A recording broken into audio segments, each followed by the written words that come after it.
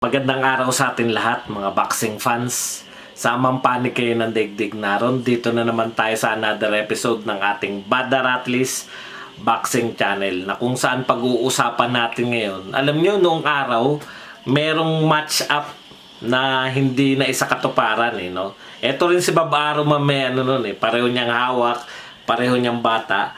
Yung match up nito ni Manny Pacquiao at saka ni Edwin Valero, no? So, iniisip ko ngayon, sino yung mga boksingero na medyo hawig sa kay Pacquiao o sa kasaysayan ni Pacquiao at saka ni Valero ang maglalaban at pwedeng eto na yung katuparan sa pangarap ng marami na kung maglalaban si Manny Pacquiao at saka si Edwin Valero, etong laban na to yun, no? So naisip ko, eto po yun, yung laban ng ating Cuadro Alas, Angas ng Pinas, John Rail Casimiro versus etong si Japanese Monster na Oya Inoue. No? Yan ang paglilingkod natin sa inyo ngayon.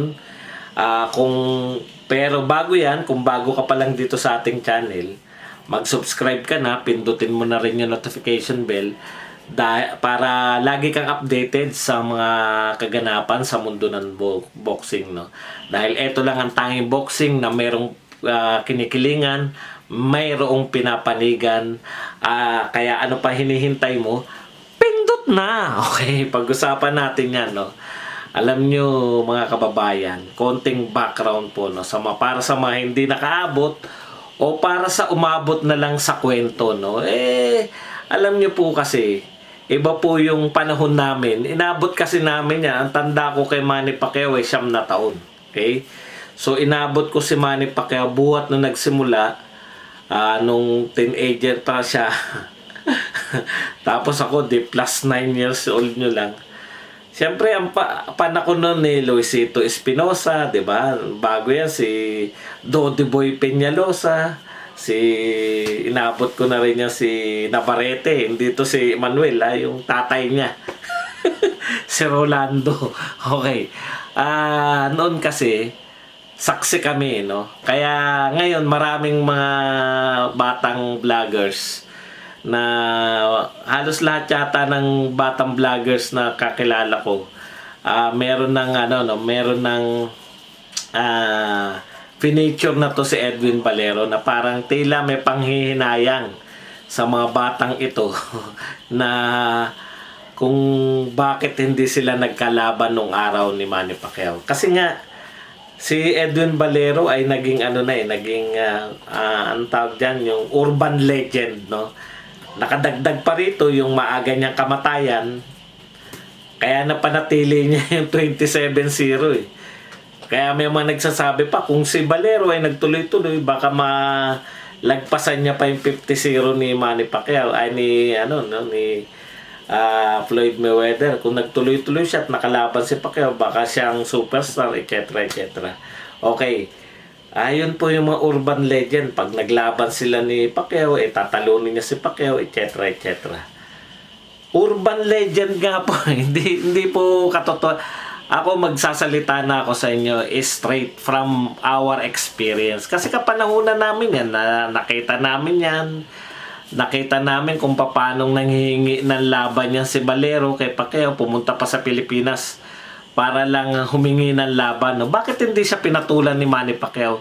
Si Valero po ay anong tawag dyan? Produkto lang ng galing neto ni Bob Arum na yung mag-promote ng isang boxer, lalo na nung bata-bata pa si Bob Arum, nung kailan ba yan, 90s o di mga imagine nyo kung ngayon nga magna-90 na si Bob Arum, ibig sabihin nung araw na kasiglahan pa ni Bob Arum, kaya niya pang isipan niya, no?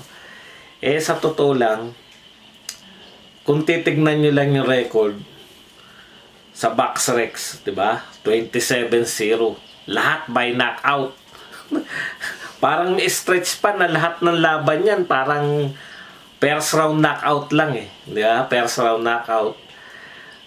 Talagang ito yung monster noon, no? Talagang monster. Kaya hindi may mga panukala pa na kaya hindi yan nilabanan ni Pacquiao kasi nga alam niyo po at that time superstar na po si Manny Pacquiao noon nananalasa to si Edwin Valero. Ang problema nananalasa si Manny Pacquiao, mga bigating boxer yung kinakalaban niya, mga hindi pa sikat si Pacquiao. Alam niyo ba yung si Barrera at Morales? Hindi pa sikat si Pacquiao, pinanunood na namin yan, yung trilogy nila.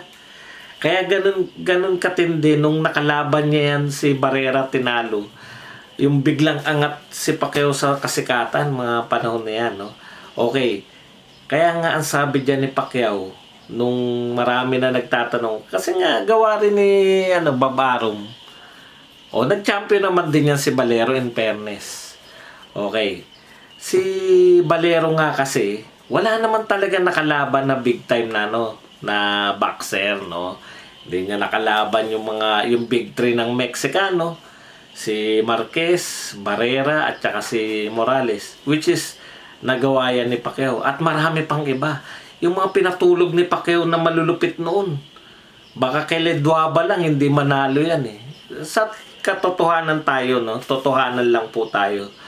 Nung araw, yung mga nilalabanan ni Pacquiao, mga superstar na. 'Di ba? Superstar na po. Kaya, mula na rin sa bibig ni Manny Pacquiao. Ito po yung totoong tinura ni Manny Pacquiao. At magmula noon, dahil kay Manny Pacquiao, ganito na po tinuturing. Nagkaroon na ng bar yung ginagamit na po ito madalas ng mga boksingerong umiiwas sa mga contender, no. Ito yung sinabi ni Manny Pacquiao. Sino ba yan si Valero?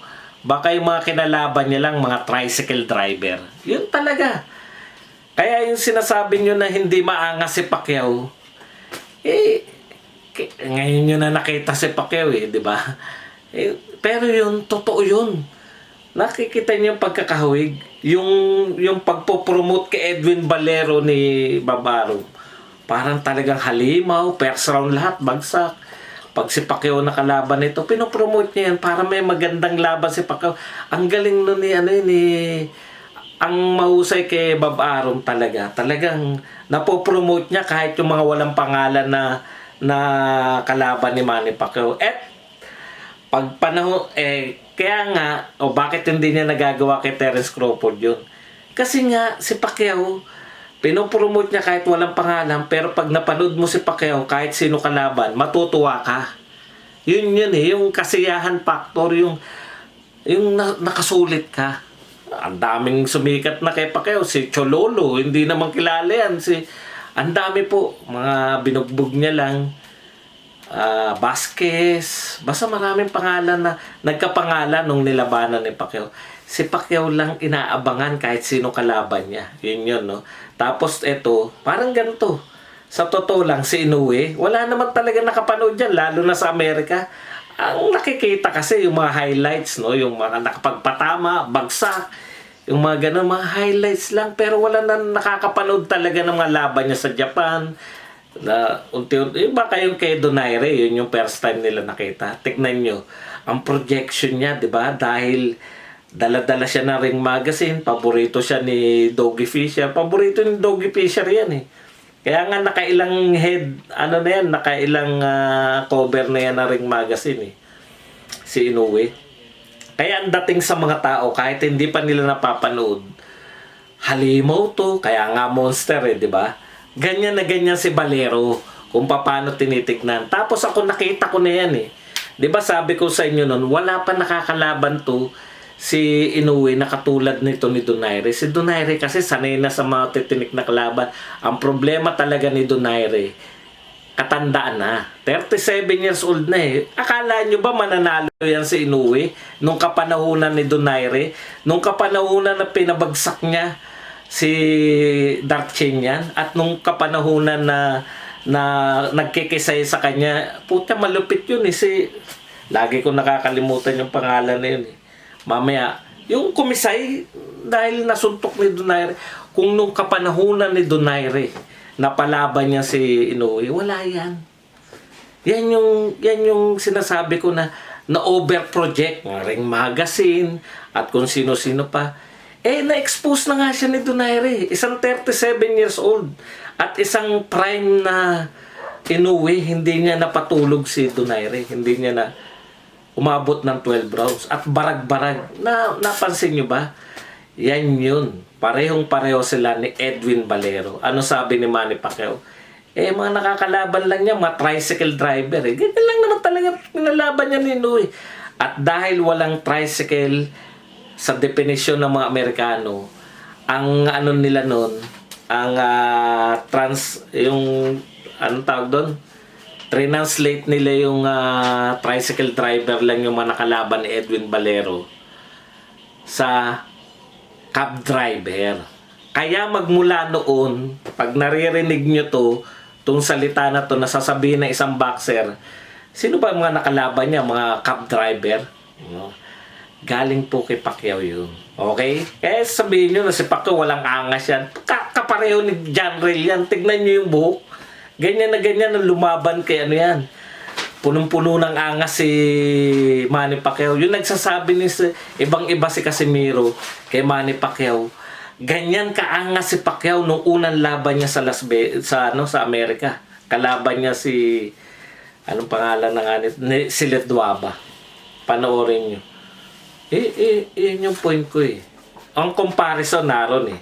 Isang tinataguri ang halimaw at saka ito isang Pinoy, no? Na may kulay ang buhok ko. Pareho-pareho, di ba? Yan ang bagong Pacquiao versus Valero. Yung mga nasasabik, ano yung magaganap kung sakali maglaban si Pacquiao at saka kung sakali naglaban noon.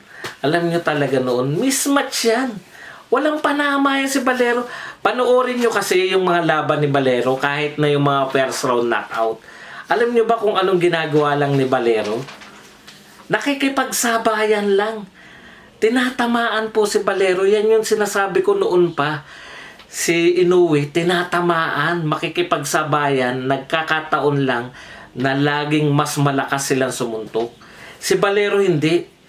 Nagkakataon lang si Valero, may tama pala sa utak.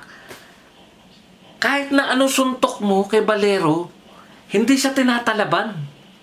Kaya, sa isang boksingero hindi tinatalaban, nakikipagsabayan, tumatama ka, tumatama rin siya. Paano ka mananalo? Kaya panalo lagi si Valero dahil hindi normal yung pag-uutak niya. Alam niyo yun? Yung mga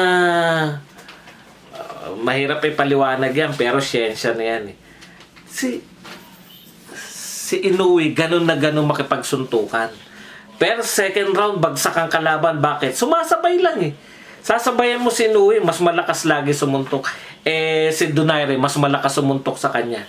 Ang problema ni Donaire, hindi na siya makasabay. Di ba? Kitang-kita natin yan. Nung nagbago ng estilo to si Inoue, hindi na siya gano'ng sumasabay-sabay. Pero na-timingan pa rin ni Donaire. Ang point ko, kung yung kaya pang humabol ni Donaire nung kapanahunan niya, kung magkasing edad yan, pero hindi natin pwedeng paglabanin yung kung-kung eh. Pero eto, ang prime na Casimiro, parang prime na Pacquiao yan. Nakita nyo naman ang lupit sa depensa. Sa tete, napakahaba po ng tete. Nung pinabagsak ni Casimiro, wala po nagawa. Perso 10 round, binasa lang ni Casimiro, ni Cassie Baby.